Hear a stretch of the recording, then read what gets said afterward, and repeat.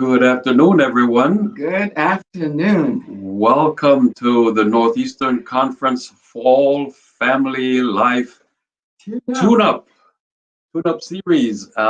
We've had a great time these past couple of weeks, and this is our third installment of the Family Tune Up series, and we're really excited about the guests that we have for you this afternoon.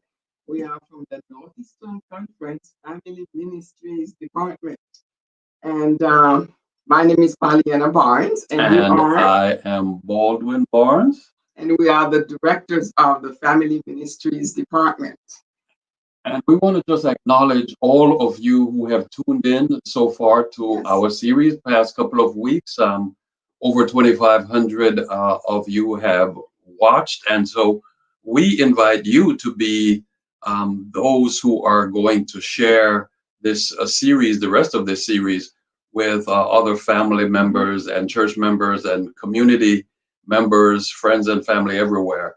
Just tell them that this is a great series, lots of good information and strategies that they can use to tune up their families and just have a better, wonderful life.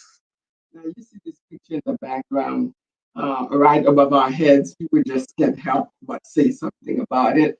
This is a picture of our firstborn son, his wedding, and the rest of the family. My mother in beside me, and Baldwin's parents on the other side, our sons and our daughter. And two of them have departed. Our second son and your mom. They are no longer there, but they are there to remind us of their love and how wonderful our life has been filled by our family. So we're sharing that with you today. Yeah, and Yeah. so today we're talking about single parenting Yes. and blended families. Mhm. And so we have that in our family there, as you see that picture. We are experiencing some of those members of the family experiencing single parenting, Mhm. or should I say being single, actually, because Right. the ones who are single, well, my dad is single now, and he's a parent also. He's my dad. Oh So, my. but we're talking Yeah. about usually younger people. The thing too, is that our church now has a large number of singles and single parents.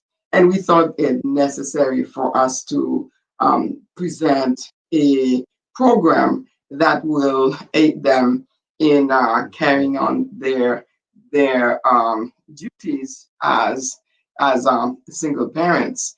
And we have with us two wonderful people who have exemplified um, what parenting is about and single parenting and the great work that they have done with their children.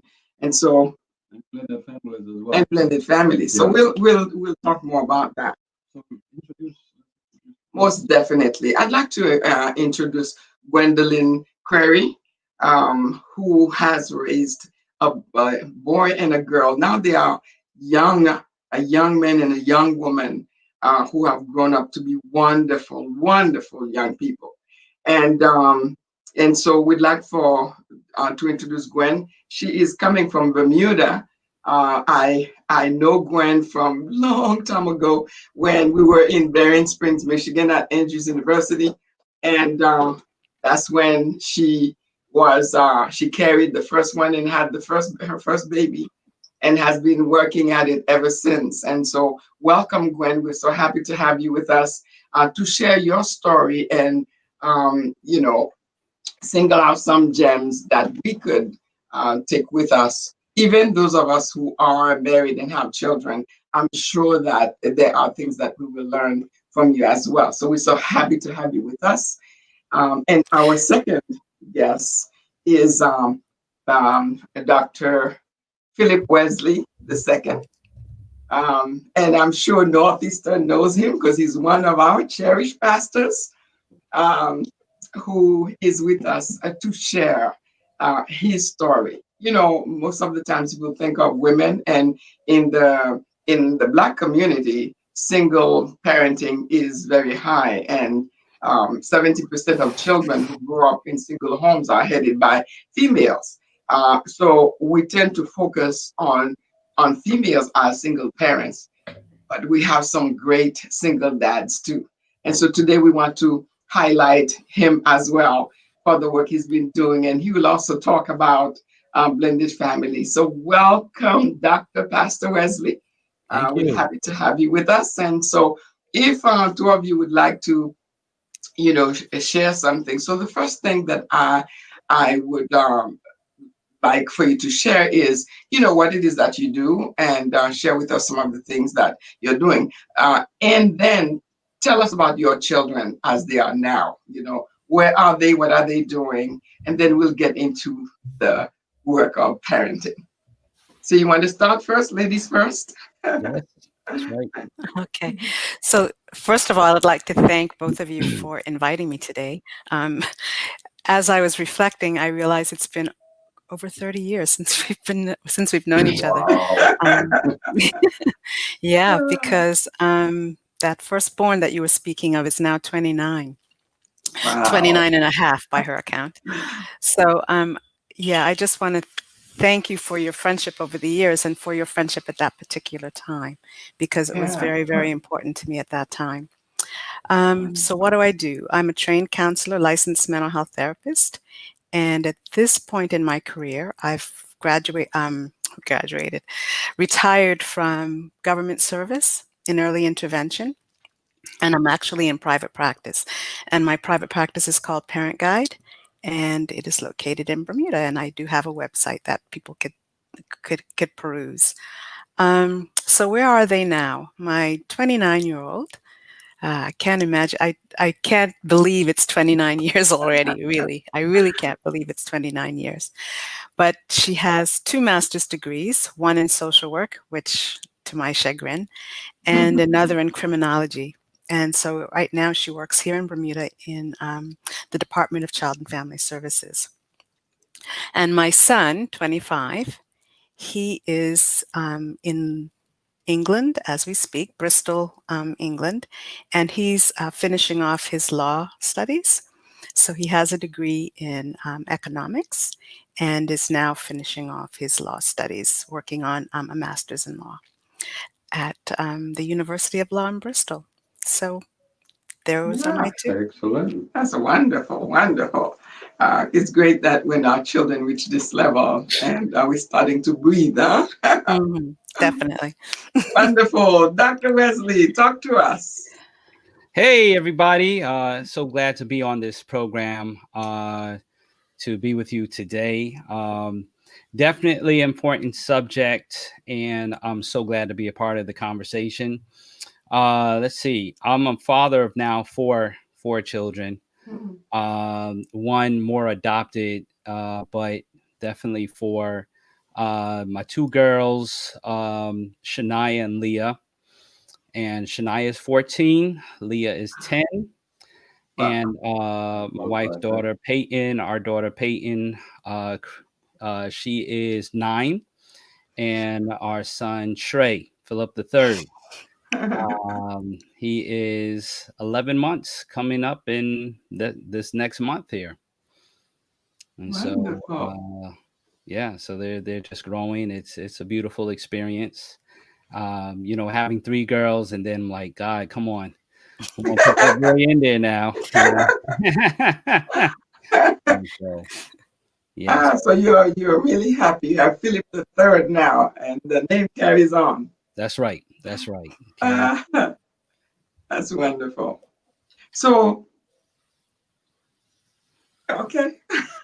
So tell us about your experience as parenting. So here it is. Both of you, had started. You were both, you know, you had a spouse. Both of you had a spouse, and then life happened, and here you are taking care of your children. So how Mhm. did that go? How was your experience as taking care of these children through the different stages up to where they are now? For me, it's been just one day at a time. Um, I had an idea of what I wanted them to be in, at the end of the experience. I didn't want the fact that they were growing up with a single parent to damage them in any way. I won't say that I've fully accomplished that, but I definitely believe I've minimized it, at least based on what they themselves report at this juncture. Um, and yeah, it was just one day at a time, because there were certain days that I didn't know what was going to happen. I didn't know how I was going to function, and I'm a counselor working as a counselor and coming home to be a single parent. And quite often my mantra was the Miss Creary that you guys see at work is not the Miss Creary that's here. Mummy is not the same person as Miss Creary at work. So and that some days was very difficult, because I was working in early intervention, behavior management of early intervention, helping other parents to work through discipline strategies of their own children, and then coming home and sometimes throwing up my hands because my discipline strategies weren't working that well here at home. And mainly because I was tired and didn't have the patience to actually execute them well. So I say all that to say that it really did end up being one day at a time, because not only interacting with the children, but also the financial difficulties that I found myself in. Um, yeah, just one day at a time. Yeah. So let me ask you, Gwen, huh? But just following up on what she said, in terms of not wanting to have them be unduly damaged or hurt by the fact that it's a single parent, and your testimony that they kind of turned out pretty well, and we will support that testimony based on what we know about them as well.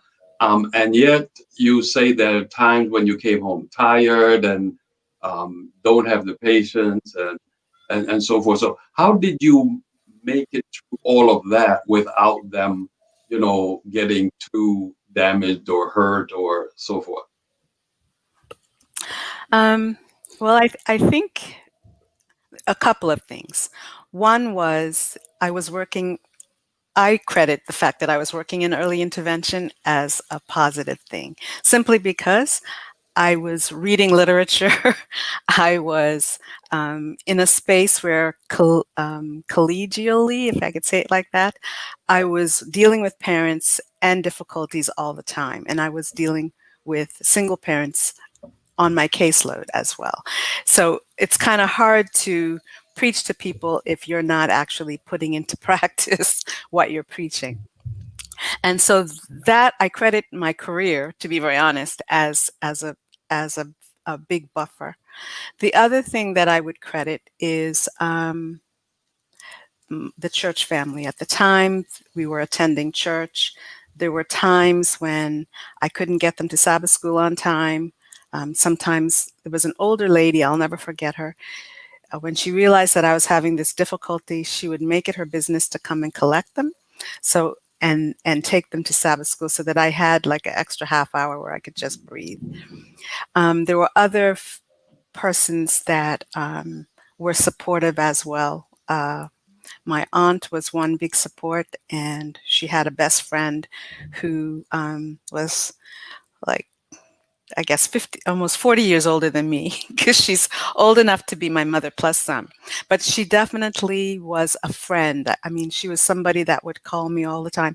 Sister Gwen, how are you? Sister Gwen, I haven't seen you for a while. So I say all that to say that for me, the support of other people was definitely very important to me. And then the other thing that was really, really important to me was I was really committed for them to have some level of spiritual grounding. Um, and so no matter how tired I was, no matter how uh, annoyed sometimes I was, there were certain routines that we had established, especially when they were really little, that if I didn't continue those routines, they would say, "Oh, mommy, we haven't done this yet," or "Mommy, we haven't done that," and they would get to the point where they would say, "We can't go to sleep until you know." I used to read them their Sabbath school lesson every night, and read them a couple of stories along Mhm. the lines of the Sabbath school lesson, and teach them their Bible verses and all of that. So they couldn't go to sleep without it, and no matter how tired I was, we had to go through that routine in order to get them to sleep, because I did want them to sleep. I needed the rest myself. So I say all that to say that support of family and friends was really important. Having a vision of what I wanted, who I wanted them to be in the end, and part of that was definitely having a good spiritual base and having a firm understanding of values that I held, and wanting them to have those values as well. And yeah. Yeah. So, Pastor Wesley, I can't help but mention that your mother's name is also Gwen. It's just, I just realized that. Did you plan that?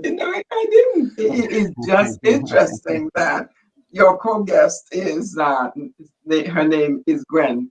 So, we send good wish to your mom, and know that we know she did a great job with you. So, good. Good. Absolutely. Yes. So tell us about your experience as a single dad.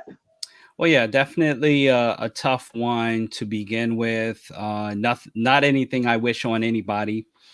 But it also gives you an eye wash into God's grace and God's goodness into any situation that you get into. God is still with you. God still loves you. He's still crazy about you. And so that's what I've learned. I've learned more about God through this experience. Just going through the tough times. I guess the toughest part in the beginning was, saying goodbye to my girls and having to drive down the street and can't make it. You know what I mean? You just literally pause, and there are times that you just have to go in your own space and find your peace. Now, I love nature. I love water scenes. I love, going hiking or whatever it might be. So I used a lot of water scenes to kind of get my mental back in. And of course, I had a team. I had a great team with my mother. My sister was a great team. They stepped in right on time, right when I needed them. And then I had great friends around me, my male friends, my female friends. I mean, just great friends around me. I had a great support system to make it through. It wasn't easy as a pastor. It wasn't easy as, being in the conference and doing that. Because after a while, people don't know what to say to you. They don't know. They don't know really how to approach it, and then you have the two balances of, well, what did he do, and and everybody's trying to take sides. It's like no sides. Everybody has to take accountability as to what went wrong, and I had to learn to take my accountability, and doing that to go deep, search deep into myself. Where did I go wrong in this? Where's my part to play? Now, what do I do next? And so the next phase is, hey, be the best dad I can be. Be there for my kids. Instruct them the best way. Don't allow any excuses for them to use as to why things, just teach them. Things go wrong. Things don't always work out. Things don't always work out as you planned them, but you still have to be your best person through it all. And I think I learned from David. I learned from David that he was not the best parent. All right. He was a man after God's heart, but he was one of the worst parents. Okay. And I remember reading in Ellen White that, David did not punish his kids like he should have, because his guilt of what he did in the past had always overridden his mind. And so, when, rape is going on, when murder is going on in his home, he doesn't know how to handle this. So I learned, Jacob didn't know how to handle, He didn't know how to handle all his sons. And when Joseph came around, treating one after the other. So I learned from Bible characters. I learned from, just families. Of course, if you go through Genesis, and right now I'm preaching through Genesis in my church, you realize there's a lot of family drama happening. Yeah. And a lot of the drama we're experiencing now is rooted back to our first parents, Adam and Eve, and the things that they had to endure, the guilt that they had to endure, seeing their son have the first murder case in their family, seeing just generations of their family go away from God. So I just prayed. I say, God, I'm praying over my kids every day. I pray they don't lose their touch. And, it was helpful that they were with me in church every Sabbath.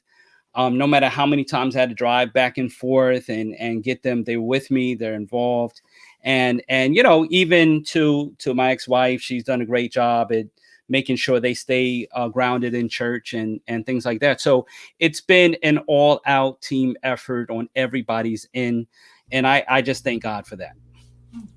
Fabulous. So both of you have mentioned, it takes a support team. It takes a village, and you have acknowledged all of the people around you, church members, friends, and family, and the support team in general. I just wanted to keep repeating the word church. Church.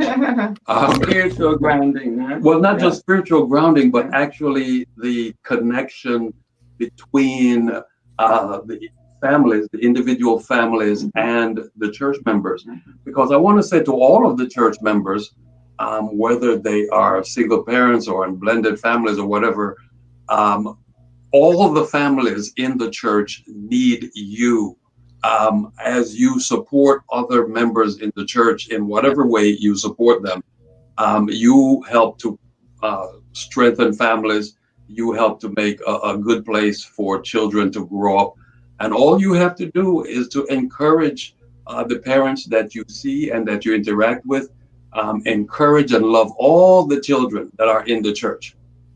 Because as children in the church, regardless of what families they come from, they are going to be, impacted by how we, the members of the church, interact with them.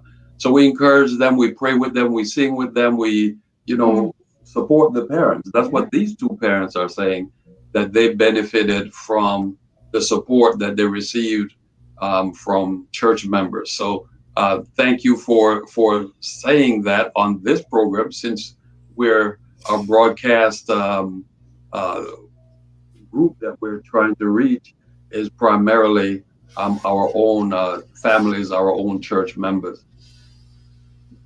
So when you have a son and a daughter and raise them both to be well-rounded, strong citizens of God in the world, and um, so a male figure is very important in both sons and daughters' lives. How did you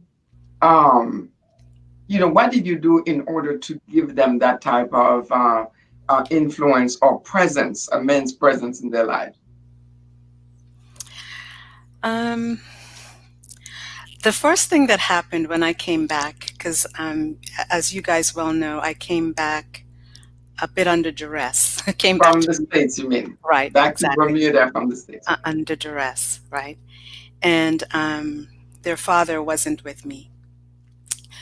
But I came back to my great uncle, who had been very supportive in my own upbringing and had been very supportive in my mother's circumstances. And so for 10 years, and we were very blessed, we had him for 10 years.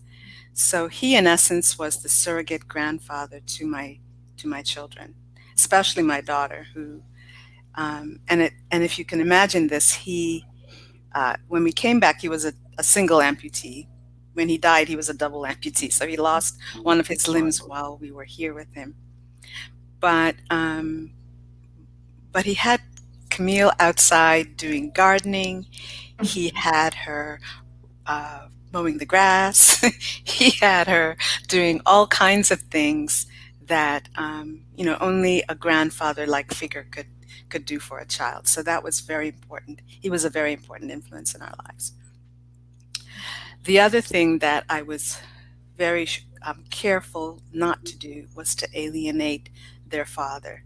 So even though he chose not to be as directly involved in their lives as I would have liked for him to be, um, there were opportunities were created where he could visit them or they could visit him.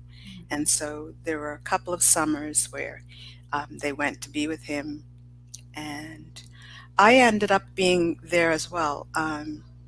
There were at least 3 or 4 summers where, we all spent the summer together as a family, even though we weren't technically a family, but we were a family for the summer, which I think was very important to them. Karim, my son, again, there's some interesting circumstances around how he came to be, but so he never really knew his father as being a permanent fixture in his life. There were these occasions when we went to visit, or there were these occasions when his father visited, but he never really had a close connection with him. He had a closer connection to my great uncle, as I spoke. But he was also 6 when my great uncle died. And so it ended up being, and this was a very big struggle for me, it ended up being that the men that I think he would consider as being the most influential in his life were actually some of his friends' fathers. There were a couple of fathers that really took him under their wing. He was very athletic. He did every sport known to man, and he was very good at basketball. So one of his friends' fathers was the basketball coach, and took him under his wing. There was another very close friend. So he spent a lot of time, and so to some degree I was a little worried about the time that they were spending, but he ended up spending a lot of time with these families and his friends' dads. So on the one hand, I was very grateful that he had that experience, and it wasn't a negative experience. But on the other hand, I was still worried about what influence that would be, and whether and how he was being influenced um, separate from some of the values that I held. Um, as he has gotten older, 25, I think he and his dad are still not, their relationship is not that great. In fact, I don't think you could consider it as an existent relationship. But he will voice that he loves his dad. He will eventually try to repair whatever there is to be repaired. So I recount this story just to say to you that it's not always clean. It's not always, which is why I alluded to before that I wanted my children to have as least amount of scars as possible, because they are scarred from not having their father around.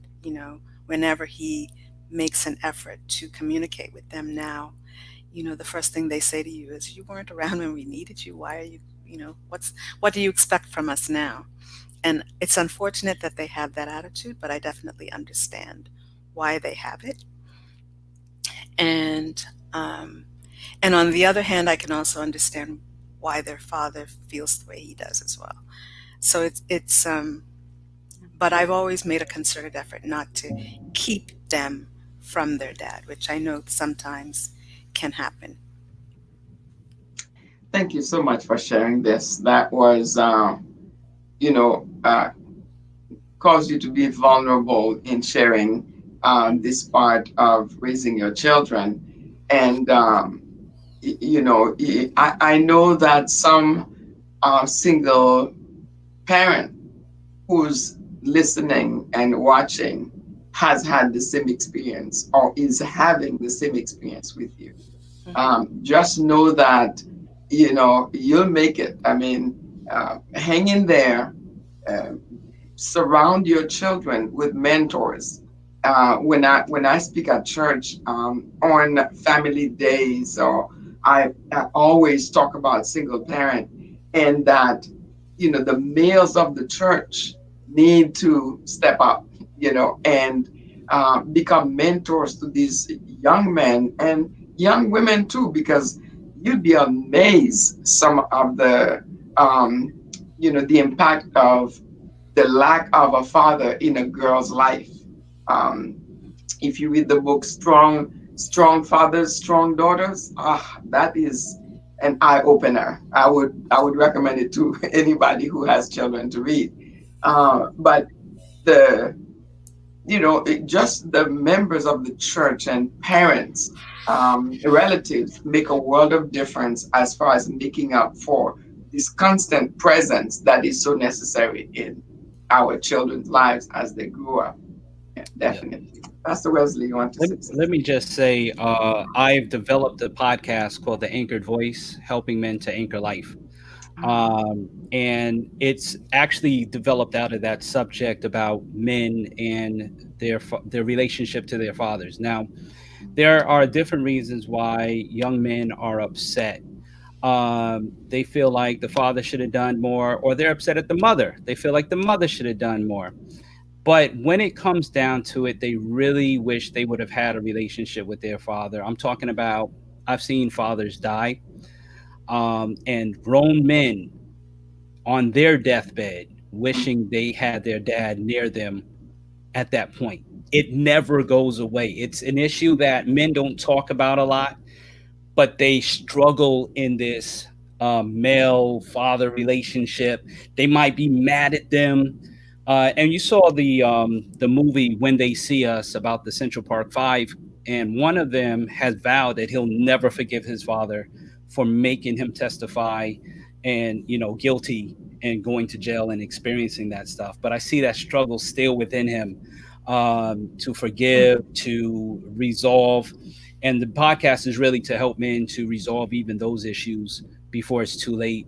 But there's grown men out there, trust me, there's grown men wishing they would have done better to resolve their relationship with their father. So it's fathers, I've just come to realize how important uh, the relationship with the father, especially for the male child, but definitely for the girl child as well, is, so definitely fathers, I encourage more fathers to do whatever you have to do. It's never too late, not even at the end. It is never too late. Just try your best to resolve that. That's all I can say.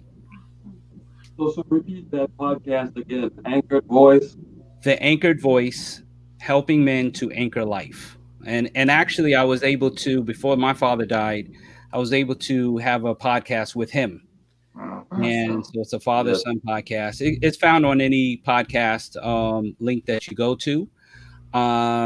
Spotify, Apple Podcasts, Google Play. So wherever you can find it, you'll find at least 22 episodes. And I'm starting up the next season based on life after death and life after the death of my father, and how that has impacted me.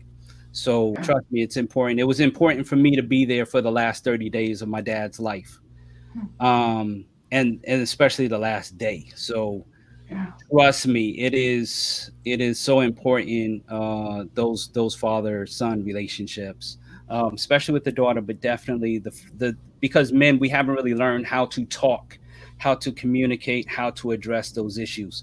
So it's a constant struggle for us.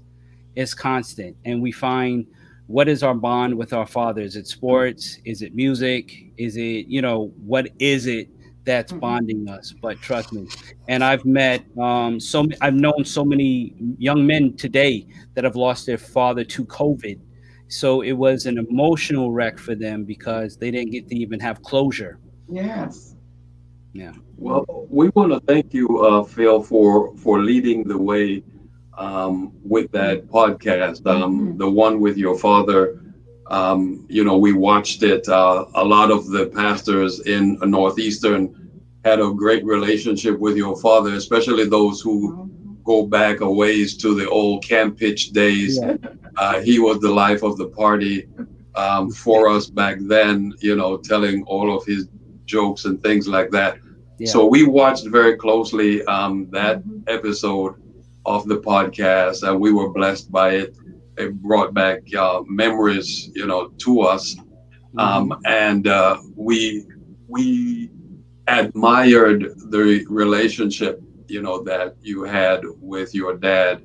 Um, and you talk about what is it that connects us. Is it sports? Is it music? That sort of thing. For us men, we think about doing stuff in terms of the connecting, but we are emotional beings, just like the women are emotional beings. And what really connects us is the love that we share for each other. That's right. It's just that we have challenges articulating it and expressing it, so that both father and son um, can feel it, Mhm. and also those around us can witness, that love, that emotional bonding that Yes. we have with one another. Yes. Yeah, and so that's really what it is that connecting with father and son. It's easier, I guess, to be more expressive with father and daughter, um, but it's the same kind of connecting with father and son as well. And so you speak about that which we as men need to get better at. Um, need to get better at expressing ourselves and That's right. expressing our loves. We have or I should use the past tense. We had a socialization process, that says, big boys don't cry. Mm.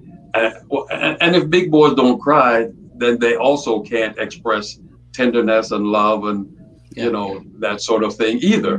Because once you take whatever it takes to dampen or suppress, the sad emotions or the crying or so forth, that same process dampens all your emotions, and therefore we have a struggle Yeah. allowing ourselves to be the emotional beings that we truly Yeah. truly are. and Absolutely. and so the work you're doing is great, Phil. We is very necessary, and we encourage you and encourage our pastors and our members to get on the ball Mhm. and just be human. Yeah. Just be Absolutely. human and love one another. That's right. That's right. Yeah. Yeah. Yeah. So when, how did you, you mentioned a little bit about discipline. Tell me about some of your discipline methods with your children.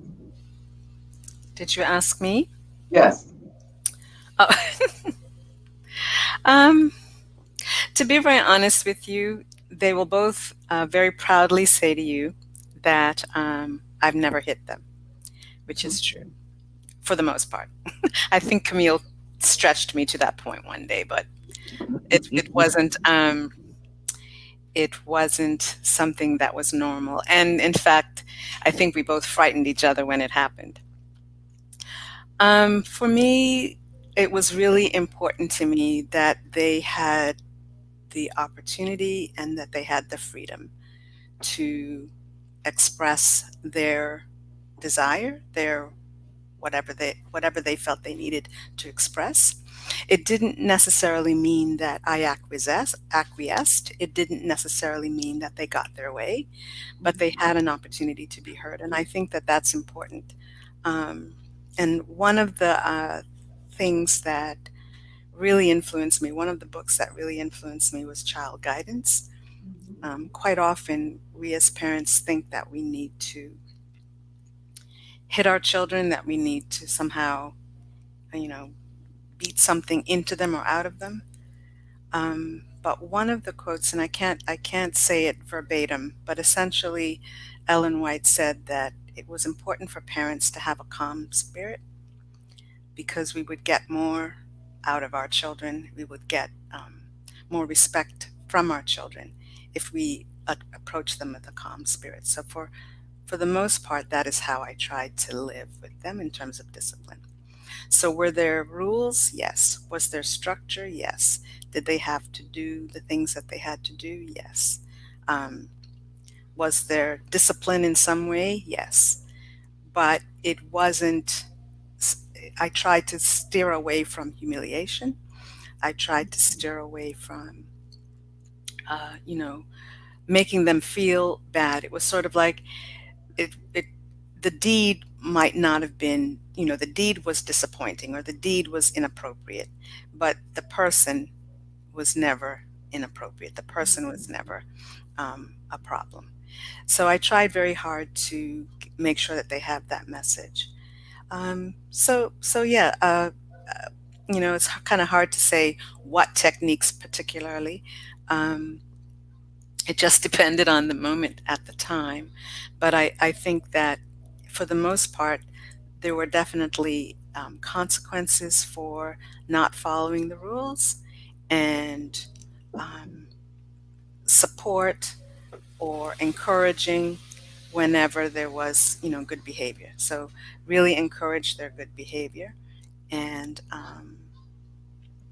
I guess reinforce their good behavior, and try to help them problem solve alternatives for when the behavior was not appropriate, as opposed to trying to dictate, because usually dictators don't get very far. And interestingly enough, you both have seen my children. They are tall, especially my daughter. So when she's 5'8" and I'm only 5'2", and she grew very fast, very quickly. So there was And she's always, fully expressed. yes, and But, yes, but, but she's why should they very, be tall? You know, their father, what, 6'5"? yes, yeah. But they could still have gotten my genes a little bit. But nevertheless, I say all that to say that when she was a teenager, she was already 5'8". At 14, she was already 5'8". Wow. So for me to try to dictate or to strong arm, and she would literally laugh at me like, little woman, what are you actually trying to do right now? She would taunt me like that. So I say all that to say that I had to, early on in her life, and I'm grateful that she was respectful enough that it happened. I had to make sure that she respected that I was her parent, irrespective of our size difference. Because the reality is, if she really wanted to, there were times when she could have laid me out, if she really wanted to. But I was very um, cognizant of the fact that she obeyed me because of the respect, the mutual respect that we had for each other. Even today, because there are certainly things that she says and does that I don't agree with, but she will try to say it with respect. um, Simply because she respects who I am and what the station that I have in her life.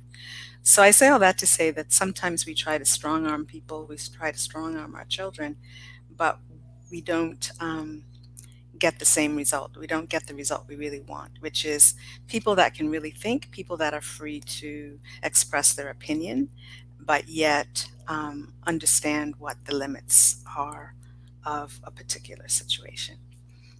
So I'm hoping that Mhm. that answers your question. Yeah, that helps.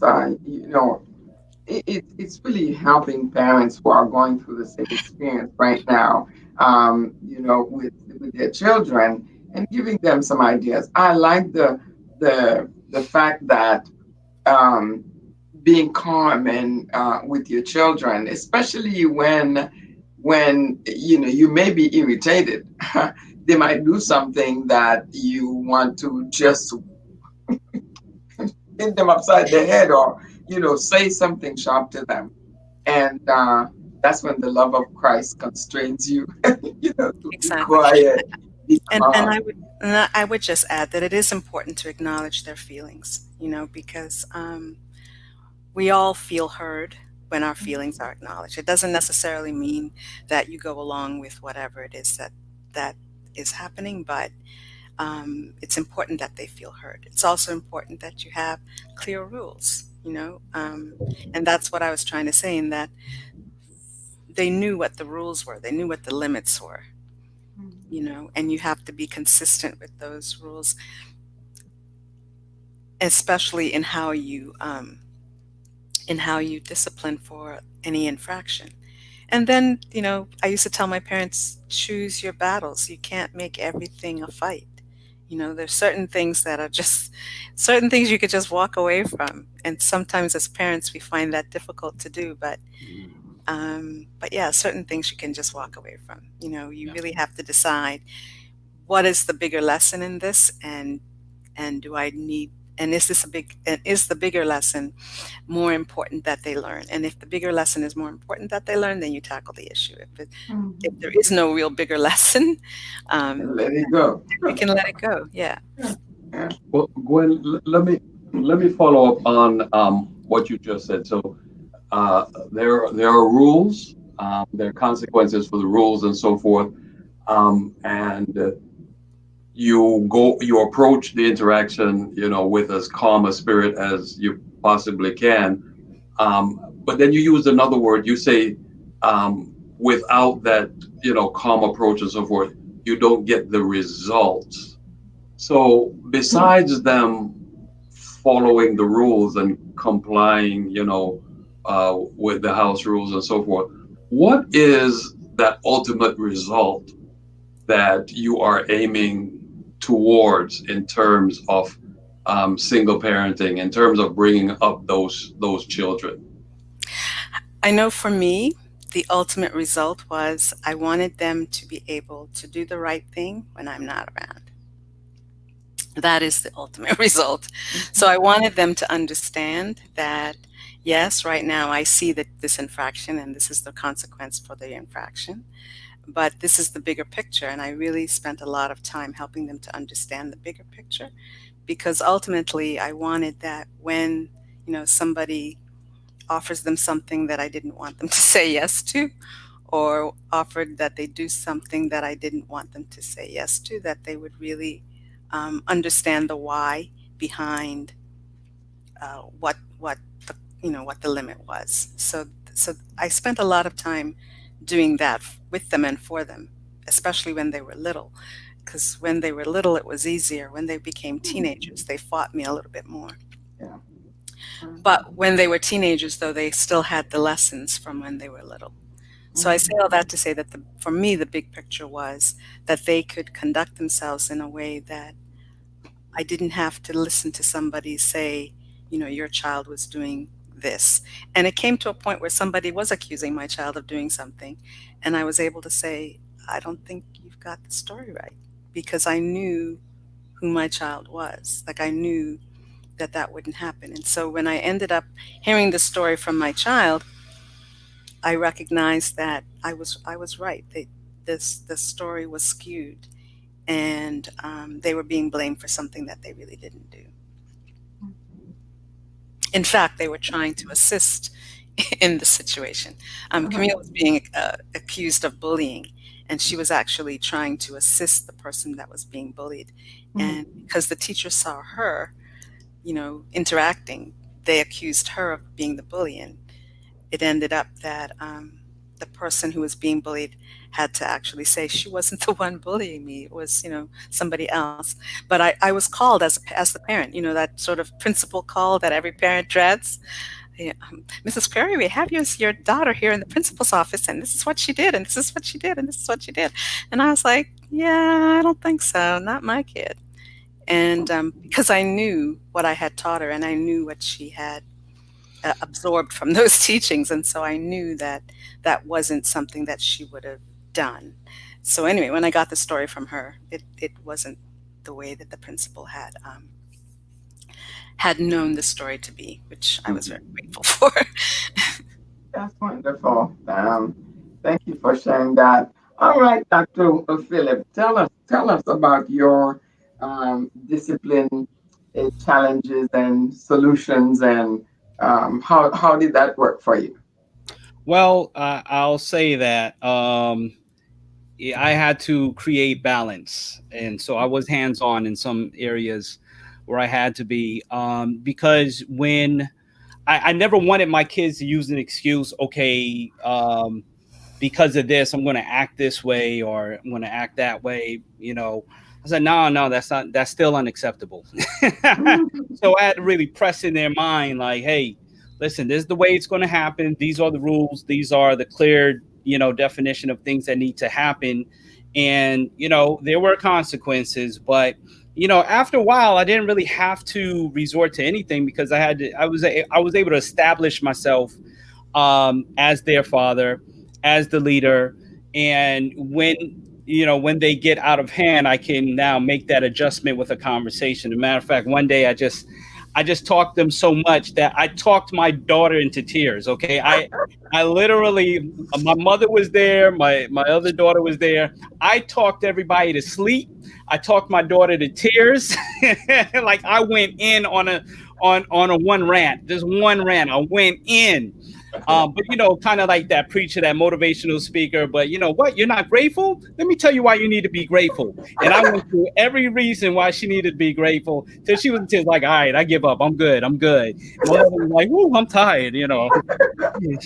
I need a nap after this." But I'm about drilling in those concepts: respect, love, respect for the people that are in your life, no matter what. And of course that comes into blended families, adjustments, and because even before I got married, I mean, the blended family begins with their auntie or their grandmother. It's a different parenting method. And of course my mother's like the good cop, I'm like the bad cop, in that sense, that balance there. And but still we were able to drill a lot of concepts into them. And of course it was important for me too to have them involved with me at church, have them in the car with me, have them involved. At some point they didn't really know why I was emceeing so many concerts or preaching so many places or doing this and that. And it took time for them to understand why I'm doing what I'm doing. And I just believe that the sweat from my brow would drop on them and encourage them to be their best person and to see why I do and how I do what I do. So it's involved. And a day like today, if I'm producing, they can come and help me produce the program, the online program. Or my daughter's like, hey, I want to run the remote. Usually I have a clicker, but my daughter wants to step in and be the clicker. I have another daughter that wants to sing, and get on the program and sing. And so we have a team now. They're built into a team of wanting to be involved. Now there's always some adjustments. It's still today there's adjustments. There's now I have more of a conversational style. Hey, what's going on? What were you thinking here? But definitely a more aggressive approach from me. That's because the same energy I give them in having fun, the same energy where they jump on my back and play horsey, the same energy where we wrestle and we run around the kitchen and chase each other and things like that. Same energy I'm going to put in also the disciplinary. So I just believe in more of a balanced approach to that. Exactly. Dr. Phillip actually sparked a thought in me. My kids were glued to my hip. I didn't do anything without them, to the point where sometimes colleagues would be like, "Can you not get a babysitter?" No, because I really felt like they needed to be a part of, like Dr. Phillip was saying, they needed to be a part of everything that I was a part of within reason, and understand the whole, the big picture, if that makes sense.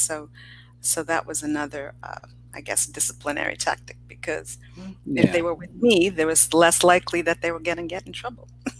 Right. Yeah, and now I get to see their creative side come out. They're a lot more creative than I am, and it's just amazing to see how much they're growing in that, and just taking a grasp. And of course, every one of them has their different personalities, and that's another thing to manage.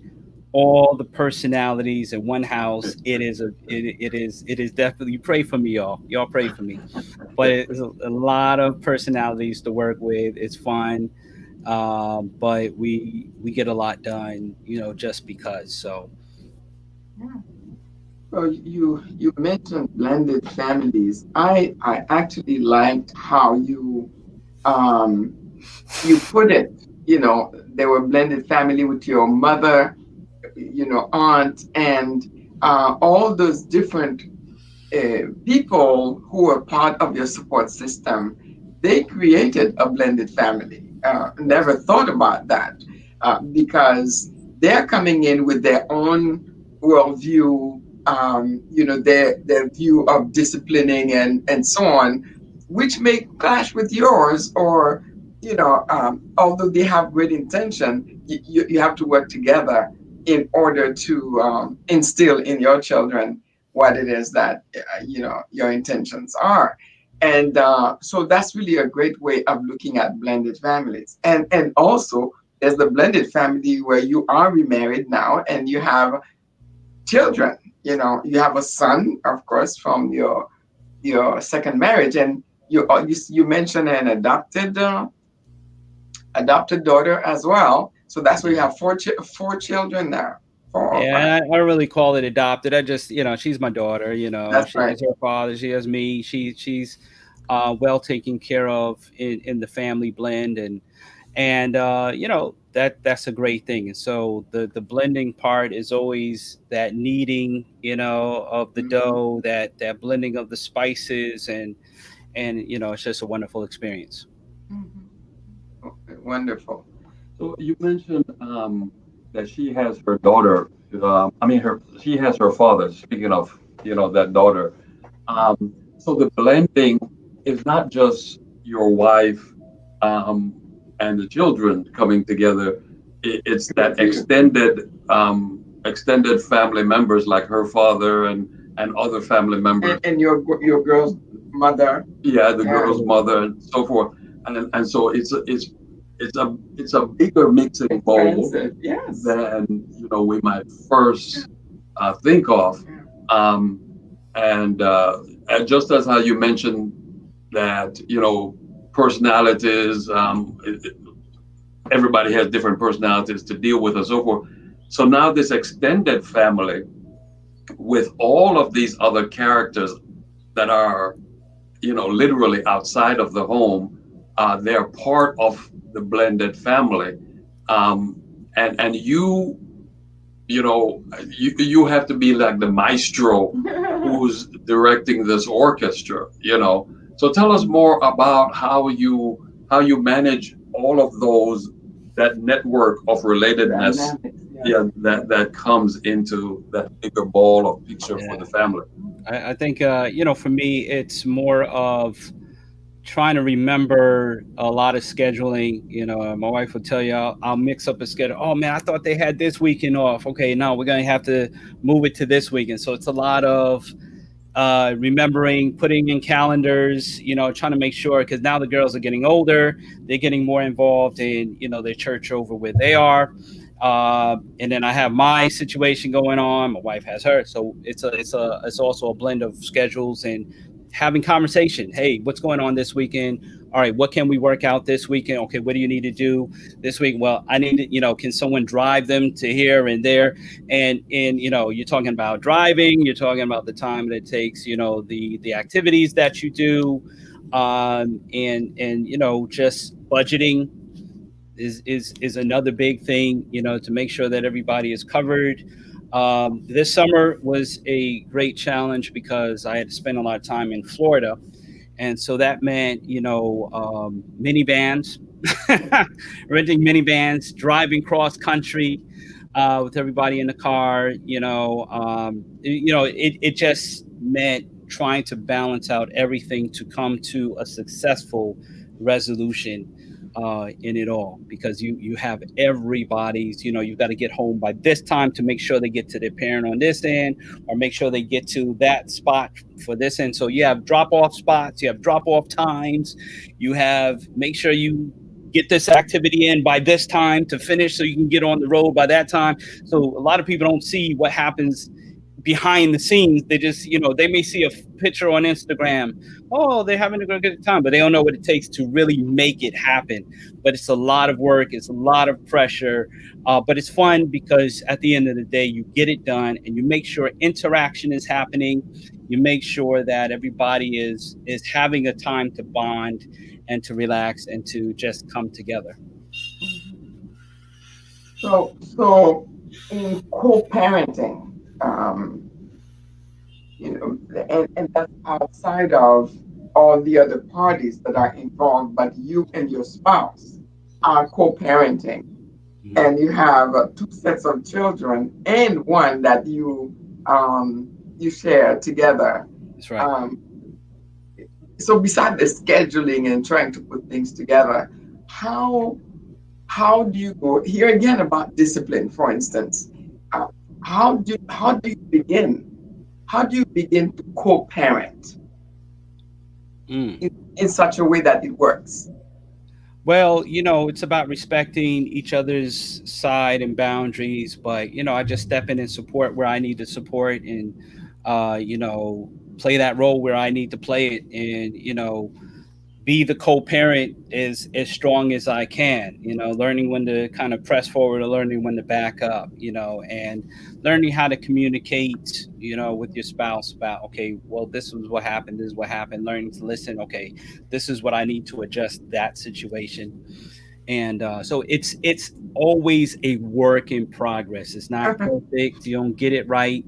It takes time to get to where you really want it to be, but the key is it takes work. It takes work. It takes those times where you get to relax as a family. Actually, my wife is working on a book about that, about our experience of blending. And so um, it's really coming into form, but it takes time, it takes work, it takes prayer, it takes frustration, it takes, I ain't like the way you said that, oh, I don't know about this, it takes all of that, everything good, everything bad. You just don't get frustrated with the things that didn't go right. You kind of address it, you move on, and you press to the next day to make it better. But it's all of that in the mix. It's the Yeah. frustrations, it's the excitements, it's the everything that is in you that you have to give to make it right. You never have a dull moment, especially you have four women, four, I Whoa. mean, four females in your life and a little boy. He's not ready yet to commiserate with you yet. Give him some Oh, time to grow up. he, Then he you'll he's have. doing his thing already. Trust me. His personality is shining right now. So yeah. That's wonderful. So um, yeah. So then, in the discipline area, the reason why I focus on discipline is because that's one of the biggest challenges of in parenting. Because a child doesn't obey, and parents react. In disciplining our children, we react more than so we respond to the situations. Lots of times we take things personally, and when we take things personally, then that's when we hit the child. That's when corporal punishment come to play, because we don't think. We allow our emotions to control us, because this child is doing this is an affront to me, and we don't even think about it, but that's really a reaction to this child's behavior. And so when you take things personally, the end result is usually not so pretty. And so that's why I'm dwelling on discipline, and I'm not talking about um, spanking, because spanking is not disciplining. It's maybe more personal gratification than anything else. But when I talk about discipline, I look at discipleship. Disciplining children is creating disciples. That's basically what it is. And in fact, the word disciple is in discipline. So um, when the two of you are working together with several groups of different children, it really takes a vision, or things that you agree on ahead of time, Yeah. from the get-go. What are some of the things? What are some of the boundaries? What are some of the limitations? What are some of the things that we agree on that we're going to focus? focus on. And, with discipline, sometimes in blended families, a mother may have a child and the father, you know, this is my child. Don't go discipline my child. It's my child. Yeah. Um, you can do yours, but don't touch mine. And so sometimes that creates more friction in the relationship. But when you have agreed upon goals and methods of interacting with situations, then you will have a smoother relationship, and things will go Yeah. much better. Yeah, I'll just say that, you learn through time. You learn through the mistakes, you learn through the Hmm. things that went right. And throughout out of that conversation, you know how to thread, you know how to kind of work. You know how to explain, okay, this is why I said what I said, or this is why I did what I did, and then okay, you come to a healthy resolution. But it takes time. It's a co-parenting is something that takes time to learn to grasp. Now, what happens when you're the Christian and somebody is not the Christian, in that relationship. You just have to do your part. Um, if you look at the way God has dealt with us, God has just always promised what he can do on his side. He can do best on his side. God is perfect on his side. He can't help what you might choose from the other type of parent on the other side, but God can promise you what he will do on his side. You just have to stay focused on who you are, what you are. You can't control what the other parent does or the other parent says outside of the house. There might be things you agree with, things you don't agree with. I mean, when you're divorced or when you're going back and forth with the ex, and you're going into conversation, okay, well, this is what I'd appreciate if you do, or and that's the process. Those things you learn through the process, and after time, guess what? You learn how to have a civil relationship, you learn how to have a civil conversation, you learn how to address things the right way, and you learn how to navigate even on that end. Well, you know what, let me be honest, this is how I felt when this happened. Instead of, like you said, taking it personal, try not to take it as personal, but try to address those things that you were feeling deep inside. It seems to me, Phil, that you know you could speak more about where you learned those skills from, Yes. because it sounded like you were saying that they kind of naturally developed based on the process of becoming a single parent, but I don't think so. Um, and for all of us in relationship, those relationship skills that you just referred to, all of us would be tremendously blessed and helped by learning those communication skills, those relationship techniques, and so forth. So how do you? What would you say to point the rest of us towards developing and learning those relationship skills and techniques? Well, it if you learn just relationship skills altogether, it doesn't matter in a conflict and not conflict. Of course, I'm a pastor, I've learned conflict resolution. So I have an end game. This is what I'm looking for at the end. I want to resolve this problem to get here. I'm not looking to just argue with you. I'm not looking to just have an argument. That's not what I do. That's not who I am. I'm not seeking for a fight. I want to get to this end game here. So, what is your end game first? And then you can address the things that will get you to where you are. So if somebody's coming at me and saying, 1, 2, 3, I'm like, okay, well, what is your end game? What do you want to come out of this situation? What is it that you need that I need to address here? And then first you got to know your end game. If you're just there to get mad and get upset, you have no end game, you have no resolution, and you end up bitter and upset at the end. So, first, what is going to get you to your peaceful place? At least a happy compromise. You won't get totally yours, they won't get totally theirs. But what is the end game? What can I get out of this that I'm going to see? That's the first step. Once you Okay. know that, then you address honestly your problem. And so before, Phil back in the day did not know how to address his problems, did not know how to address, and I'm still learning, trust me, I'm still working on myself, okay? But not knowing how to address it, not knowing what I'm really feeling. Why am I feeling upset with this? Why does this bother me? And learning how to address that. So the first thing is knowing your end game. Second is being clear, concise about what you're addressing. Don't just ramble on with, oh well, 5 years I got mad at this. No, what is the issue? Can you list it one, two, three? Can there be a clear understanding of why you're feeling what you're feeling?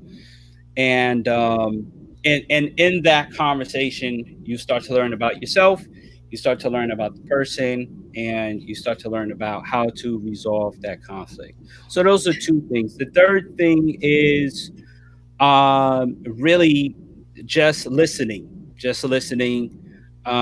So one of the gifts I'm trying to learn more and more of is the listening part. My job is to speak, you know. And so the job I'm trying to learn to do is listen and reevaluate myself at the end of the day. But listening, you'll hear a lot more at the end. So what I'm saying is, um, I'm sorry. What I'm saying is that those those things that you just mentioned, like what is your end game, what is the focus, that you're, what is the issue? In other words, what is the issue? So what am I trying to achieve, and what is the issue that we're dealing with? And then the third thing you say is learning how to listen. Those are all communication skills, relationship skills, and so forth. But I'm saying that most families um, don't have those. And so they have a lot of tension and friction and fights and so forth. So I'm saying, how did you come to learn that, to know that those are relationship skills that would make a difference? Could I just interject a little bit? Yeah, yeah. Please. Because my circumstance was not so wonderful as Dr. Phil's. Um, my co-parent ended up not really co-parenting, and I think that from my experience, that happens to be the the norm rather than the exception. I think that even though I appreciate everything that Dr. Phil said, and I really do agree with him, I just don't think that that's always the norm. I mean, that's definitely the goal, but it's not the norm necessarily. And I know for me, I just had to make certain decisions myself because um, my children's father was not about to uh, be such a listener as Dr. Phil is. He was not hearing it. In fact, he vilified me more often than not. So for me, I had to figure out ways to uh, protect my children against his vilification of me. Um, and I had to figure out ways to not vilify him in return so that, again, they have a reasonable opinion of who their father is and who their father was, especially when they were growing up, because his vilification of me, was constant. They were constantly hearing what a terrible person I was, and then when they came home, this terrible person was the person that was putting food in their mouths, clothes on their backs, school fees. I was paying their school fees. I was doing everything, and still at the end of it being vilified. So I say all that to say that I agree that communication skills are really important, but we don't always have that luxury, and not every family has that luxury um, of being able to help the other person, the other co-parent, to actually be partners with them in learning those skills or in implementing those skills, because that certainly wasn't my experience. Do I wish it was? I certainly do. I think that the co-parenting or the parenting journey would have been a lot easier had I had that support. but instead there was more often than not where I was vilified, for reasons that I'm not clear about myself. But I say all that to say that, you know, there are certain families for whom that doesn't work quite so well. And I just think that they also need to be, um, uh, what's it, supported, loved, cherished, you know, and understood that. And I know for me, it was a very lonely journey. There were many nights I cried all by myself, trying to figure out how things were going to happen. If I could just indulge you in a really personal story, but it was very impactful, both for myself and my children. And I think it was the turning point where they realized, just how much I did. There was a time, this was back in 2005, when, I definitely had become depressed. I don't think I had understood or I had accepted that I was depressed, but I had become depressed. Called their father and said, "Listen, I can't do this anymore. I need your assistance. Would you please, help me with this?" At that point, it was paying school fees. And needless to say, it didn't work out. It just didn't work out. And I think that they saw as a result of that just how much of an uphill battle I was fighting with their dad. And unfortunately, as I said already, it's put him and them in a situation where they don't necessarily value his input, and in as much as he would like to give it at this point, they don't really value it, because it's sort of like when the rubber really met the road, when my mother was really struggling and she needed your assistance, you weren't there to help her. And I don't know how many of your families are in that position, but I'm just saying that the alternate does happen, where people have to be cognizant that maybe that single parent is struggling with not just being a single parent, but they're also struggling with whatever the situation that the co-parent is also putting them in. Thank you for sharing this. Yeah. Again, you're bringing this dimension to our conversation that is so valuable, so valuable. Let- Nakidia says, "You speak my language, Sister Gwendolyn." yeah. And she asked this question: how do you co-parent successfully when one of the parents is a non-Christian and a narcissist? The Mm-hmm. word, the Mm-hmm. word narcissist is so familiar in our society nowadays. Yeah, Well, I want to say, what her story is totally true. There's a lot of vilifying, and it really takes a lot for a parent not to. I mean, you have to make that conscious decision not to say anything to your kids about what happened, about the other parent. You've got to even like hush up when other people are around, and you want to say what you want to say. You have to make that conscious decision, and it's not always done. I've seen it happen so many times. Her story is so true. And unfortunately, what the parent that is doing the vilifying doesn't understand is that it's hurting their relationship with their kids, especially for the long run, especially for the future. They don't know how much damage they're doing to their own relationship in the future. They may think they're looking good and cute now, but guarantee it's going to come back to haunt them for many generations to come. Any parent that's doing the vilifying of the other parent in front of their kids is doing a terrible job. You are tearing up your family more than you know. And I don't care if it's true, I don't care if it's validated. It is never good to vilify another parent to the children. You are doing the worst thing for the kids. As far as I'm concerned, you make it look like, hey, you just slipped and fell. I mean, you that's the way you have to make it look, because you can never get to the point where, like I said in the beginning, I said, listen, I got to take my accountability as well. Okay. And parents, every parent, I don't care if you were the one wronged, you've got to take your accountability to where you were. And that's why Sister Gwen is the hero here, because at the end of the day, she's going to come out stronger. She's going to shine even brighter. And I just want to affirm her story. Definitely, parents who vilify the other parent, you're not doing justice to yourself. You're not making yourself look better. In fact, in ministry, I try to avoid vilifying anybody. Okay. I try to avoid vilifying people to build up, my talk or my platform, because at the end of the day, everybody has sinned and come short of the glory. Everybody has messed up in their life. Everybody has a journey. Parents cannot afford to talk bad about the other parent. Just can't happen. It is the worst thing that you're doing for your kids. You're hurting your relationship. You're hurting yourself. You're hurting everybody around you. Just chalk it up to, hey, things just messed up. It didn't go right. You know what? Make sure you go love your mama. Make sure you go love on your mama. Make sure you respect your mama, and make sure in all the whole scenario, the whole circle. You got to make sure. Hey, go make sure you tell your dad you love him. Go make sure you, and each parent has to push the kids to the other parent. You push them. Say, hey, make sure you say goodbye.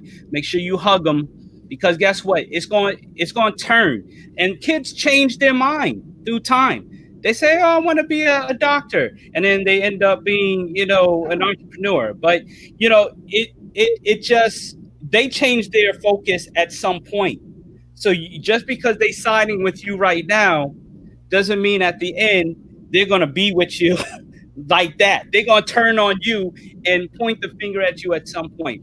Always stand your ground. But what I would just add is that it's not fair for them to be on one side or another. It's just That's not right. fair. Grown-ups need to deal with their own issues. That's right. Grown-ups need to deal with their own feelings and issues. And as I said, unfortunately, that was not the story that I lived. Um, uh, yeah, and as you rightly said, children in the long run, um, they will eventually come to their own conclusions. And so, unfortunately, as I said, I think earlier, my children, they love their father dearly. And, no one can ever take that from them because he is their father. But they are also very aware that, when they needed him, when their mother needed him to sort of step up, he wasn't available for them. So, and as a result, have made certain decisions Hmm. that he's not happy with. Neither one of us are happy with, to be very honest, but the point still remains is I have to respect that they've made those decisions because they have the history that they've lived, and and those are the conclusions that they've come to. All right. So we are all agreed that negativity is like, hydrochloric acid being poured in a relationship, and it might be intended for someone else, but it's going to spill and splash on everybody around, and all of us are going to be hurt by the negativity. And Pollyanna and I, in terms of our work with families, that's one of the things that we are always encouraging families and individuals and couples to get rid of all the negativity in their relationship, in how they communicate with one another. But after that, both of you spoke about something else. Gwen, you talked about everybody needs to be cherished and nurtured, and then you used that four-letter word, love. And then Phil, at the end, you said the same thing. Tell them to go love their mama. You tell your daddy that you love him. I want to say that that word love, there's a thingness to it. Even though we say love is not just a feeling, it's a principle and all of that. But there's some sort of thingness to it. The reason why I say that is because of the impact that love has on children and also on everybody else as well, in the family and so forth. And it's a basis. Love is a basis for living a life that is joyful and free and fun and so forth. Um, and so I'm suggesting that we can intentionally do whatever there needs to do, speak whatever there needs to, be said, um, to bring love as like a thingness into the relationship. How do you all go about making sure that love is the actual fundamental thing of each relationship, and even the goal of the relationship is it's like the start of the relationship, and it's at the end of the relationship is what gives the relationship impetus to go, but it's also the goal at the end of the relationship is love. So I want you both to talk about this love thing and how it impacts, relationships and families and so forth. Sister Gwen, I'll let you go. You're giving me a lot of food for thought. I just think that I know in my own situation, because again, if I could just disclose this, I didn't grow up Adventist, so I didn't grow up in a situation that was idyllic in terms of the Adventist, typical Adventist life. I grew up in a situation that was. I grew up Catholic, but I also grew up in a very abusive situation. So I say all that to say that love is a word that I struggle with tremendously. Um, and I think that the only way that I can honestly say that I've sort of come to some kind of reconciliation with the word is to try to find ways to love myself, because I realize that unless and until I can truly look myself in the mirror and say that I love you, which I still struggle with, it's very difficult for me to love anybody else. And as I said, my own personal history is such that love was just a word. It wasn't necessarily something that I really saw played out in any uh, logical way. And so I struggled with that with my children. And as I said, I was pretty intentional about what I wanted to expose my children to, what I didn't want to expose my children to. And I was pretty intentional about who, in the end, like what kind of people did I want to end up with. And I knew that whatever I did and how I did it would impact the kind of people that they would end up being. And so it was important to me, even beyond loving myself, to really communicate to them that I loved them and that I showed them that not only in our relationship, but in everything that I did and said, which was hard. It wasn't easy, especially since, as I have already confessed, I struggle with the word. I struggle with what that means. I struggle with, um, you know, what that really is supposed to look like. I've read, you know, Corinthians 13, or what's it, First Corinthians, or I don't even know. I'm like up at the Hmm. moment. Don't remember if You it's got first it. or second. But I mean, I've read it and reread it, and I treasure the words, but I'm not always sure that I see it played out. I'm not always sure how I see it played out, and I'm not always sure that I can play it out myself. But I try, because I definitely feel like unless my children have some sense of what that word means and have some experience of it in their own lives, they're not going to be able to be the kind of human beings that I want them to be. They're not going to be, empathetic human beings. They're not going to be people who uh, look at others in a human, as humans, as fellow humans. So, I mean, I will just confess it's a struggle, but um, but it's an intentional struggle. Like I definitely put some intention toward what that looks like in my own life. Mm. That's deep. That's Yeah, deep. That's deep. perfect. That's deep. Yes, so that is wonderful, Gwen. Um, So I hear your struggle with just the word because, it's such a popular word in our society.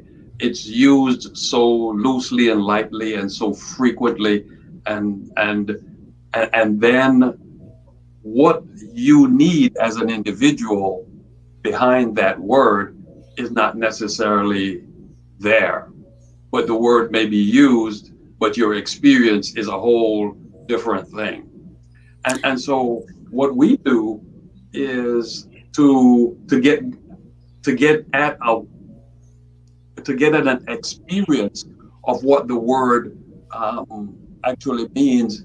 We usually use other words. For example, we redefine love.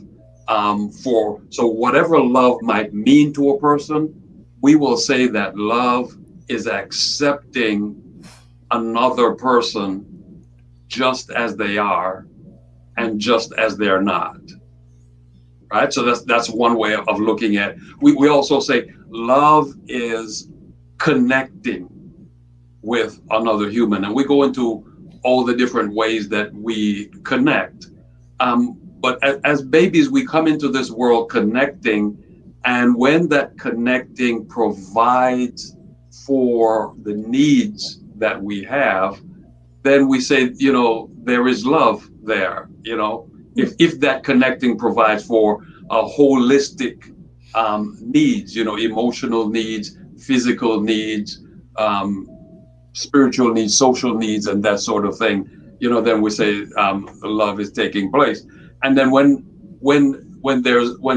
connecting is lost, then we're saying we're experiencing, you know, anxiety about what is this life all about, right? Um, and so for those of us who are parents, if we know that, then we can, as you say, Gwen, be more intentional at providing open acceptance to our kids and to those around us without any kind of negative evaluation and judgment, and connecting with them, like eyeball to eyeball, getting a sense of what they're feeling. So as you say, Gwen, to be able to empathize, to develop an empathetic kind of spirit, with others. So really that's our background for asking the word, so now that you've heard all of that, Phil, you can respond to the same question about how you generate, that sort of relationship with your kids as well as with spouses and others around you as well. Well, first, I want to say I affirm, Sister Gwen, that you have shown love. And sometimes the absence of it helps you create your version of it. And there's no one that's better than the other. It's just you have done your best for your children to experience the love that has poured out of your heart. And sometimes what we didn't get, we start pouring in.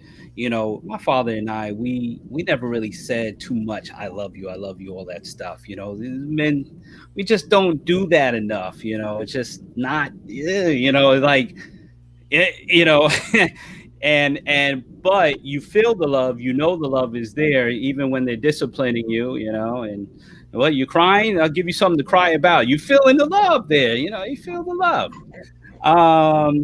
But through time, my dad's last 30 days, I had to make sure he knew I loved him. Hey, Dad, I love you. I made it a point, intentional, to say, hey, God still loves you. You're going through this cancer, and just because you're going through this doesn't mean he doesn't love you. You know that, right? Yeah, yeah, yeah, yeah, yeah. And it has to be a constant reminder. Um, and I tell my kids all the time. Now I just say it over and over. My boy can't say it back, but I'm saying it over and over to his head, to his ears. You know, um, it has to be a constant reminder. It has to be something that you just do naturally. It comes out, and eventually, what you do, your actions is what you do, creates that love, and you're able to say it effortlessly. even to the blended family, even to your family around, because you're family now, familia. You are family now, and so I'm able to say to my friends, my male friends, yo, bro, I love you. I'm able to say to my cousin, hey, love you. Say it to my wife. Say it to my sister, my mother. And it has to be, you know, we cannot chalk it down to, oh, that's just a word. It's just a way of living. It's a lifestyle. It is everything that we put our heart into, and we put it all into love. We do it out of love, even when we're frustrated, even when I don't want to do it. I don't want to do it. All right, but I love you. Okay, I'll do it. I don't want to do it though. I'll argue with you. I'll go in. I'll get in my feelings on you. But I still, at the end, love, love, love, love. It has to be the foundation of any relationship, of anything that you're going through. And it doesn't matter how many times, now my girls write LYT, love you too, you know, but it has to be a constant reminder to our children. It has to be a constant reminder, to, everyone around us, everybody in our village, everybody in our atmosphere. And love is what creates those tears. Love is what creates that inner struggle, that thing that we're feeling. Because, people hear us, but they don't understand the tears that are going on inside, having to rehash what went wrong, having to rehash what is wrong. But that love still sustains you through it all. And I'm sure after this, we're just gonna have to go in our little closets and let it all out. But, at the end, that love sustains you to where you are today. And that's why I said at the beginning, I've gotten to see more the grace of God, the love of God, through the worst of times in my life, through the darkest times of my life. I didn't, after a while, nobody can say I love you enough. You're right. I had to love myself, and I had to, really get into myself, be alone, do some things by myself to really understand, okay, this is cool. But, love, there's nobody that can define how you love. But I know the people that are writing on the chat, I know the people on this call, you have embraced your love in your way the best you could. And at the end of the day, God is doing the same thing. God is loving us the best He can. He's perfect. He's the perfect lover. He's the perfect example of love. Yet a third of His children left. Right? Perfect example of a parent. Yet a third, one of His best children left and has become His greatest adversary. Yet He still maintains perfect love. Right? And so when Jesus came, Jesus' own creation put Him on that cross. Yet He still experienced, and we get the benefit of that love. So even though you might not have felt, okay, it's been absent here, just the fact that you are a Christian, you automatically have come into love. You've come into perfect love. So how do I love? I just try to love hard, sometimes too much. Sometimes love has gotten me into trouble, and I've just had to learn everything you're learning to do it, and you're learning how to do it out of love. Wonderful. Um, Nakilia Hutchinson said, the love that I grew up with and the love that my co-parent grew up with are complete opposites. That's so obvious based on our models of parenting. So the love that was given to you, how it was displayed as you were growing up, is most likely what it is that you know, reflect on your children. And when they are different, then, that actually does impact how the child, receives it. So that's when it's great that you talk about those things and come with agreed values and methods of expressing these different things to the children. Yeah.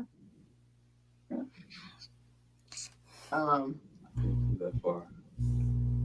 So Valerie Singleton says, as a single parent, I thank you for this discussion. Uh, It is one that we need more of.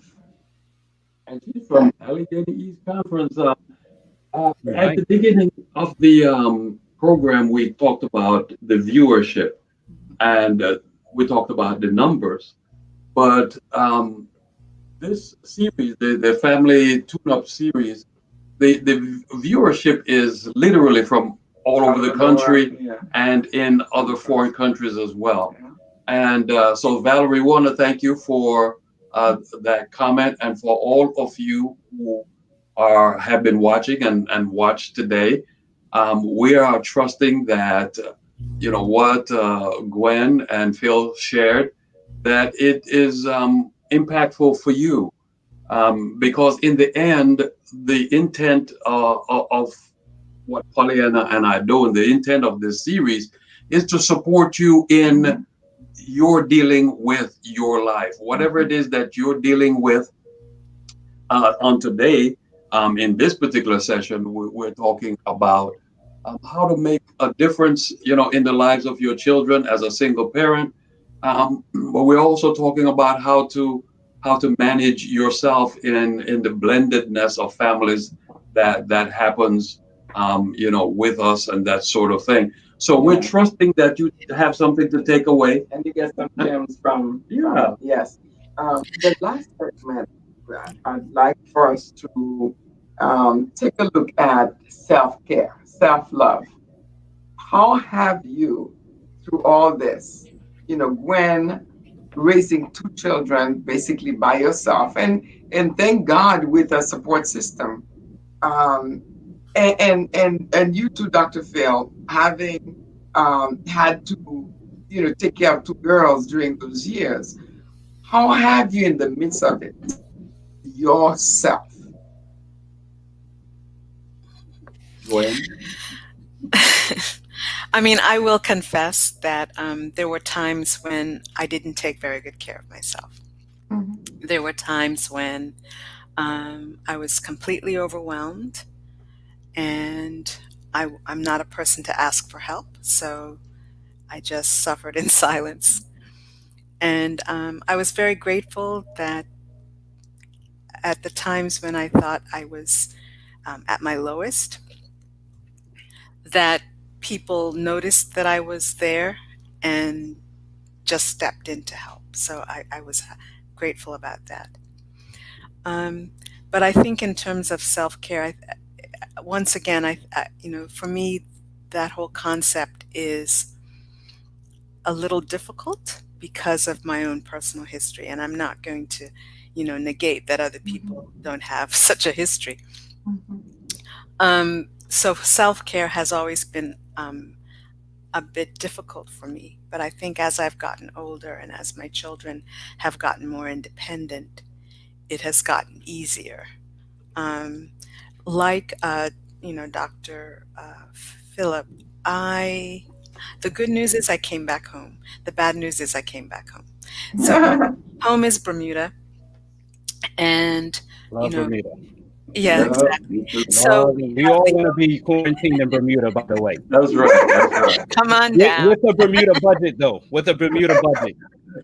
come on down, and see that's the bad thing. So you had the ocean, and I know for with my children we used to take hikes. I think they know every nature reserve on the island, and unfortunately the island is small, so we did every nature reserve times two or three, um, and that was sort of self-care. For me, especially more recently, I make sure that I soak in the ocean to get all those negative ions. um, I try to meditate on you know the ocean and the goodness of God as I see in His nature. And the good news is in Bermuda, on most days, especially except for when we have hurricanes, the weather is the ambiance is good. But then there's the stress of the finances because as you alluded to, um, our cost of living is very high, and I only had the one salary, and To be very honest with you, I don't know how I made it through, but I am grateful that I made it through, Amen. because when I think about it, I was telling my children the other day, because there wasn't an experience, and they're also grateful for this. There wasn't an experience that they were exposed to that they didn't do. There wasn't something that they wanted to participate in that they didn't participate in. And I honestly don't know where the funds came from at times. I just know that when that situation happened, it happened for them. So I have to just believe that God was there, that He continues to be there, because, as I said, the cost of living here in Bermuda is very, very difficult, and it's gotten more difficult now with you all's uh, stuff that's going on in the United States, because our economy is tied to yours. So, when you have difficult times, we do too. But yeah, so I guess the short answer for the self-care is just being intentional about it, and making the decision to take that drive to the beach, take that time to sit on the beach, take that time to enjoy the sunshine, because that's the one thing I really do like, is the sunshine. And I like the fact that in Bermuda we have, um, you know, the opportunity to have the sun shining on us for a good portion of the year. So that's I guess my take on self care, just being intentional, and doing the things that bring you peace and joy. Wonderful. Dr. Phil, how about you? Same My self question. my self care is getting back to Bermuda. Amen. I'm Come just on saying it down. for out there who wants to get us a ticket back out there. Amen. Shout out to Amen. Amen. the pastor of the Warwick Church that hosted us, and had a great Uh, time. We were right out there right before COVID hit, and oh, okay. it was a great experience. And we didn't understand why some people wearing masks on the plane. Now we know why. But things like that, just as she said, Bermuda, I had to jump in the water, even though it wasn't the warmest weather at that time in January. And I still jumped in because I love water scenes. I love being in the water. I love clear water. Rhode Island has some of the best beaches on the side of the East Coast, right? Um, Rhode Island is the ocean city, is the ocean state. So, a lot of water scenes. I like those water scenes. I like traveling to different places. New London is the same thing. I have a church in New London, has plenty of water scenes. Love doing that. And just doing other things, playing pool. I need to get my golf clubs, doctor. I need to get my golf club. I really need to get that going. And just enjoying my family, taking little outings when possible. And virtual churches allowed us to take a little step back and do some things we need to. But yeah, so there are a lot of things I just do to kind of get my mind off of things, do activities that have nothing to do with my sermon or preparing for the church. I just, read a book. Now I'm trying to get into a book I'm trying to finish about the Negro League baseball, just to get my mind into something else, learn history. I love learning history, things, playing little games on my phone just to kind of get my mind off of some things that are stressful. And, just whatever it is, whether it's a movie, whether it's a just silence and music, some calm music, whether it be some nice jazz music, whether it be some, Christian music, whatever it is that's going to kind of bring me down. Because, the kind of work I do, just me going hard into a lot of things, you need things to kind of just Yeah. yourself right back Yeah. down.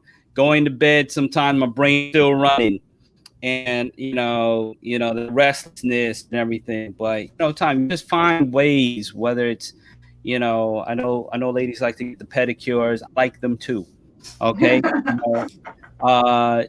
Just those things, and I believe in self-care, and continue to find a way to just do things that are relaxing. Just stepping outside. Sometimes stepping outside, because COVID. Every time you go outside, you gotta wear a mask. But if you're outside in front of your house, you don't have to have one, and you just breathe in that fresh air. And that's me. I'll go to a park or something, drive by a water scene, and just stop, just kind of go by the edge and really get my peace of mind together. So there's several things that happen. Mhm. That's wonderful, wonderful. We thank you both so much for coming and sharing authentically your experience of parenting. I remember when I had a conversation with Yvette Mingo, who is our singles ministries coordinator, and we were looking at planning something for the fall for the singles. And this topic was very important. She wanted us to cover single parenting, and Pastor Wesley was the one she wanted, as a male, because we were looking for a male and a female. And so she said, Pastor Wesley, he's engaging, he's this and that. I said, you don't have to sell me. Pastor Wesley is close to my heart. We'll try to find Pastor Wesley. And I'm so happy that you were available to work with us. And when I was looking, um, trying to think of a female who could share their experience with us, you're the one who first came to my mind. And I always say that all good and perfect things come from the Lord. All good thoughts come from the Lord. And I stayed with it. And and when I shared that with Baldwin, he said, let's make it happen. Yeah. And so I am so happy that the Lord has had led us to have you be with us, because you have brought this aspect of parenting. You have brought your life into this. Yeah. And we know you well. We're close friends. And to hear you share it with the world makes a world of difference. And I know that anyone who has or will um, view this program will be impacted by both your stories and the the gems that you have shared with us that we can actually take and use in our daily lives. Not just single parents, but married parents. And so we thank you. We pray that God continues to bless you, bless your children as they grow, and that the goal you had for them, the vision you had for them when they were born, that they would be materialized. And actually, they are. The goals are being materialized, and that they stay grounded in the Lord Amen. as they continue to live and perform in life. So thank you so much. May God bless your ministry, Pastor Phil. You have your hands full in a lot of things. May God bless your ministry, and may God bless the parent guide when as you work Thank with the you. parents, continue to work. And now this is your own business, so that's precious and close to your heart. So we thank you both Yeah. so very much. Um, and I'd like to share with you what is coming up next week with everyone. Next week we have Dr. Joy Alexander, and her topic is fearlessly moving forward. Fearlessly moving forward. In the face of the COVID, in the Yeah. face of all the stress, In the face of the election, in the face right? of All sorts of whatever things. goes on in your life, fearlessly moving forward. You don't want to miss this. I promise you. God is blessing us with such great presenters that give us a lot to work with. And so next week at 3 o'clock, same time, same place, we will have Dr. Joy Alexander, who will share with us fearlessly moving forward. The week after will be about um, uh, loneliness, Mm. anxiety, Hmm. um, all those So mental health factors. issues, So, therapist. so this first part, the first three sessions were on family, basically parenting. That's what we spent our time with for the first three sessions. And So the next three sessions would be on mental health in the family, mental health. And so, and we'll begin first with fearlessly moving forward. The next one will be on anxiety and, all those stuff that, suicidal ideation, all those different things that we experience, and especially the young people. If you know any young people, our presenter works. She's the director of the mental health center at Andrews University, and so she works with young people on campus. And so please invite them to come in. She will have a lot prepared for them. And then the last one of this segment will be on grieving. It will be exactly the Sabbath before Thanksgiving. And we thought that, there are many homes that will have one empty seat or maybe more. There are many families who are grieving and then they can't see, Thanksgiving dinners without those loved ones that they have lost. And so we will have a presentation on that specifically on how to deal and overcome grief. So those are the three next sessions that we are planning to present, Amen. and we do invite everyone to come in and bring your friends so that we all may be blessed. Um, Yeah, so Last for words. everybody who was here with us today on this session, you realize from the sharing that Phil and Gwen did Mhm. that what really made this powerful and Yes. impacted your life is how authentic and real, vulnerable they are, sharing their real life stuff with us. Yes. And so now that you've experienced that, go run and tell everybody that they've got good stuff going on at Northeastern Conference Family Life, the Fall Family Tune-Up Series. Bring everybody with you, the whole family, grandma, grandpa, the grandkids, even. Bring everybody, Clear it and out. Clear it out. let's just get the Definitely. word out and fill up the viewing box, whatever Phil calls that, because Phil knows all of the technology stuff. So, Um, yeah, but I would bring, just like to. I would just like to say before the time runs out, thank you, Polly Ann Barnes, for inviting me. Thank you for having me. Um, she you know, corrects me up. She calls her Pollyanna. She calls me Barnes. You call me sorry, old Baldwin. habits are hard to break. Old Oh my habit. Yeah, goodness. that's all right. Go ahead. Yeah, finish what you're saying. So sorry, No, Pastor nothing to be Barnes sorry or about. No, Walden. nothing to be sorry about. Barnes is fine. That's my name. I didn't want to expose that little affectionate, um, sort of affectionately between the two of us. I shouldn't have exposed it. But nevertheless, thank you for having me. And I look forward to the next part of your series. It sounds very exciting.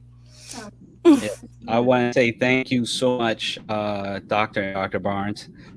Thank you so much for allowing me to be on this platform. Thank you, Northeastern, for all the support you've given me.